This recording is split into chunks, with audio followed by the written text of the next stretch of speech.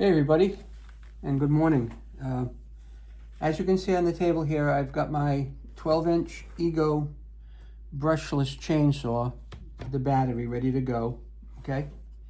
It's got the chain guard on it. I already did a review and unboxing on this. After I make this video here, we're gonna go outside and actually cut down a couple of small bushes with it, so you'll get to see it in action. But the reason I'm making this is because I wanted to highlight this great DEWALT bar and chain oil. It's biodegradable, so it's good for the environment. It's what is going to be required to put in the saw here to lubricate the chain as it cuts and to give it longer life.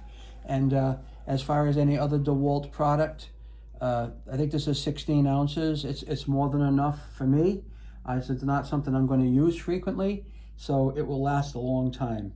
And that's it. So we'll be going outside, putting oil in the chainsaw, and then the next thing you see is actually we will be making a test cut.